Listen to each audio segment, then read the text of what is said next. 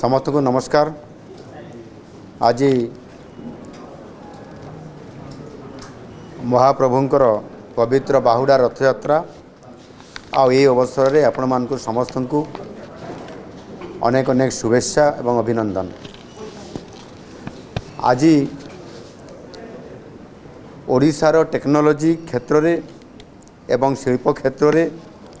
निश्चित भाव में एक बहुत बड़ ऐतिहासिक दिन। आज प्रसिद्ध विश्व प्रसिद्ध HCL टेक एवं देशर स्वदेशी AI संस्था सर्वम AI सहित आम सरकारंकर दुईटी MOU स्वाक्षरित होईछि। एही ऐतिहासिक सहयोगिता संपर्क में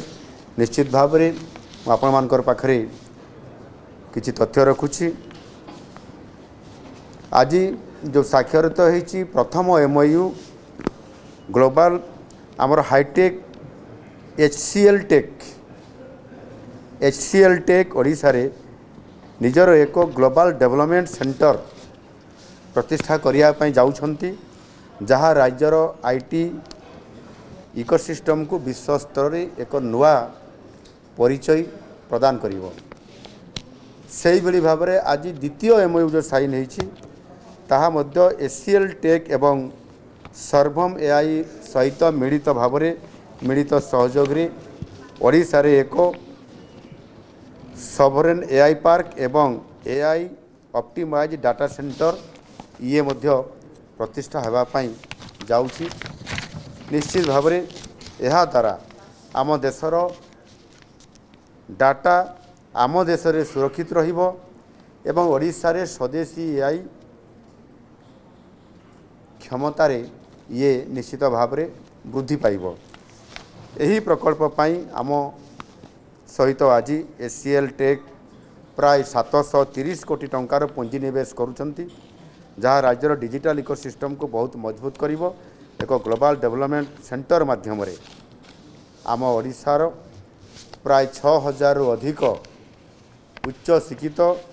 एवं कुशली युवक युवती मानू सीधा सड़क भाव में डायरेक्ट जॉब एथिरे प्राप्त हो पारिबो। यह निश्चित भाव में आमे जेतेबेले उत्कर्ष ओडिशा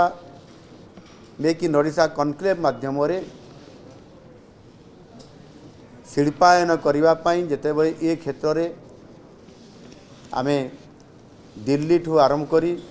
देशर बड़ बड़ सहर रे सिंगापुर रे आमे जेभली भाव रे रोड शो करिथिलु एवं सेही सुजोग रे जेतेबेले दिल्ली रे रोड शो होतला से समय रे HCL टेक सहित आलोचना क्रमे तांकर प्रतिष्ठान को मध्य मु जाइथिली गत वर्ष आज को ठीक 14 मास पूर्व रे एवं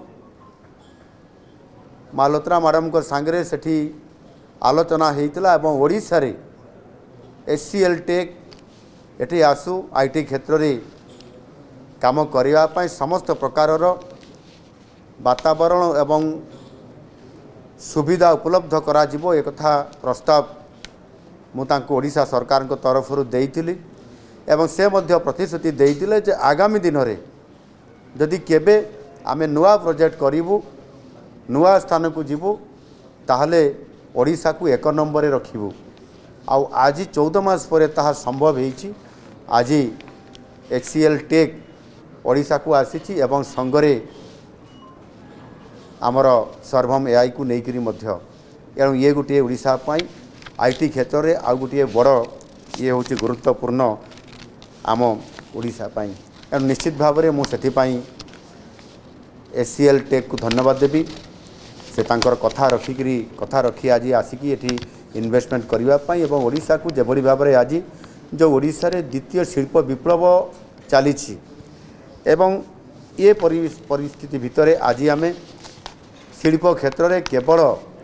आमे जहाँ कथा कथित जो शिल्प डेवलप करने कथा स्टील ताकू न करी 16टी सेक्टर जो डेवलप करुचु एवं से केवल खनिज केन्द्रिक न करी आज आमे सेमीकंडक्टर रे AI रे फार्मास्यूटिकल्स रे एवं IT भली बहुत क्षेत्र में आज ओडिशा को अनेक आमर इन्वेस्टर्स माने एठी आसीचंती जहाँकि आज तार सद्य आज मालोत्रा मैडम आसिक आमको आज बहुत उत्साहित करिसेंती एवं ओडिशा को तार शिल्प क्षेत्र में आउ दी पाद आगू जावाई बहुत बड़ आमको एठी इन्वेस्टमेंट करने जाऊँगी। आपण मैंने जानते निश्चित भाव में आमे जिते बड़े 2025 मसीहा जनवरी 28-29 रे यही भुवनेश्वर सहर में Utkarsh Odisha make in Odisha conclave 2025 परिप्रेक्षी में माननीय प्रधानमंत्री यशस्वी प्रधानमंत्री नरेंद्र मोदी जी उपस्थिति रे आमे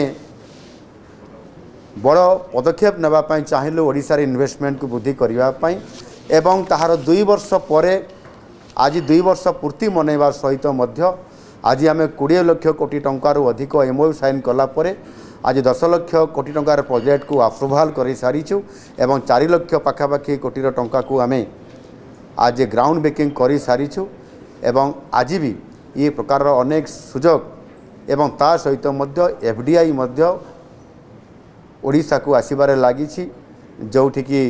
इंटेल भाया कंपनी जेएफई जापान रो कंपनी आसिक आम ओडिशा को पहुँची सारी एवं यह जिते बड़े नीति आयोग परखिले नीति आयोग जिते बड़े समस्त भितर इन्वेस्टमेंट को लेकिरी इंडस्ट्री किभली भाव में वृद्धि होची ताकू जिते बड़े मापकाठी रे मापिले बड़ बड़ राज्य मानकर सहित तुलना करले सेते बेले नीति आयोगकर नूतन इन्वेस्टमेंट फ्रेंडलीनेस इंडेक्स 2026 ये परिप्रेक्षी रे देशर शीर्ष टॉप 5 भितर ओडिशार स्वतंत्र स्थान रहिबा एवं निश्चित भाव में एटा मध्य ओडिशा पई गोटिए खुशीर दिन एवं खुशीर मुहूर्त एणु निश्चित भाव में जेभली भाव में नुआ शिल्पनीति सिंगल विंडो क्लियरेंस एवं लैंड बैंक या आधार करी आमे फ्रेंडली तांकर सहित संपर्क रखी आज कार्यक्रम करुछु। आगामी दिन में ओडिशा निश्चित भाव में आहरी आग को जापर एवं आम भारत वर्ष रे श्रेष्ठ 5टी अर्थनैतिक राज्य भितर जो स्वतंत्रता नापी चाहूँ ताहा मध्य आमर लक्ष्य पूरण हो पार आ से जो डिजिटल इंडिया रो जो उद्घाटन करी घोषणा करते माननीय यशस्वी प्रधानमंत्री नरेंद्र मोदी जी 2015 मसीह ताहार स्वरूप आज आमे तार सफलता आज ओडिशा रे निश्चित भाव में आज आमे डबल इंजन सरकार करके देखौछु या निश्चित भाव में आमे समृद्ध ओडिशा को आगामी दिन में 2036 सुधा ताकू सफल रूपान दे पारिबो।